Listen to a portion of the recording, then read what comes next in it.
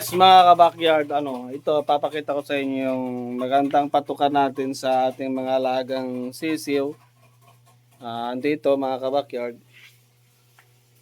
Okay, sa mga nagtatanong para maiba yung mga patukan na ginagamit nyo sa mga sisiw nyo. Ito mga ka-backyard.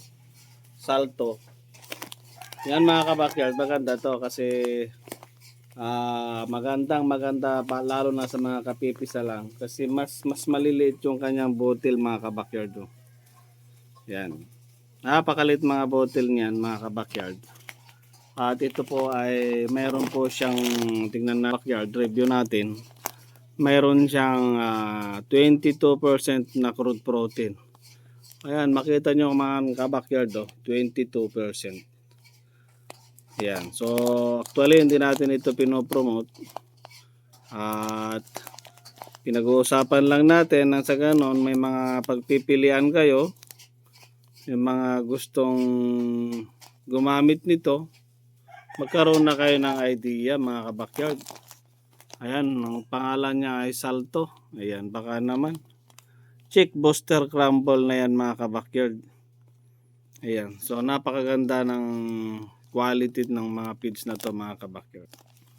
At isa pa mga kabakyard, andito rin yung isa nating tinitinda. So matagal na to sa market mga kabakyard, itong Thunderbird.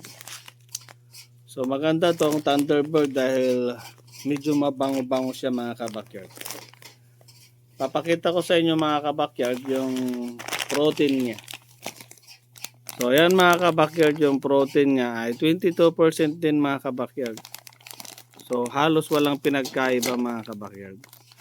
So ang kainaman lang dito mga kabakyard ay kung ano yung hiyang ng inyong mga alaga. Okay, so tignan natin yung mga ibang patukan natin sa mga stags. Ayan.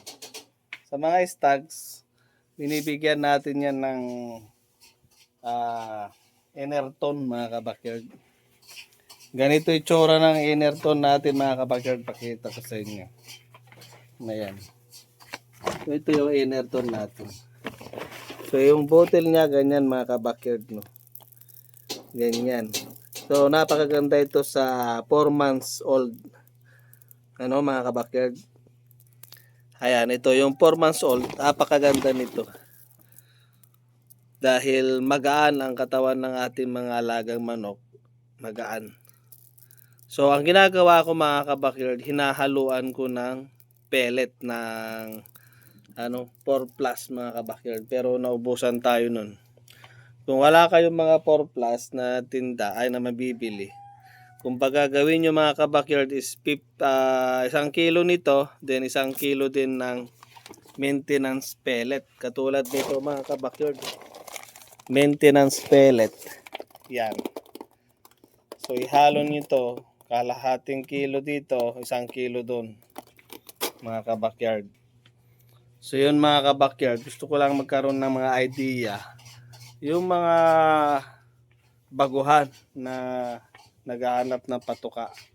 So quality yung mga sinabi kong yon. Pero pag may gusto kayong bumili ng nakasupot, yung mga naka-plastic, dito yan mga kabakyard dito. So talagang sinisimulan kong pinapatuka sa kanila to 4 months old dahil subok ko na. 4 months old, pinibigyan ko na ng ganito mga kabakyard. Subukan nyo lang, walang mawawala. Gaganda ang katawan ng manok nyo bukod sa malapad. Lalapad talaga yung katawan ng manok nyo dito. Pero magaan siya. So yun lang mga kabakyard. Then sabayan nyo na rin ng vitamins. Haluan nyo ng vitamins yung kanilang patuka o kaya yung kanilang. Ito mga kabakyard ang ginagamit natin. So ginagawa ko dito alternate. Kada isang araw binibigyan natin alternate. Then sa isang linggo nagbibigay tayo dito ng tuwing Sabado at Linggo antibacterial. Yan mga kabakyard. Ito yung pinakabenta sa atin. May amoxicillin, tylosin. So yun lang mga kabakyard, sa mga gustong magtanong, kung ano pa yung mga gusto nyong itanong tungkol sa ating pambansang sports mga kabakyard, ay magtanong na kayo.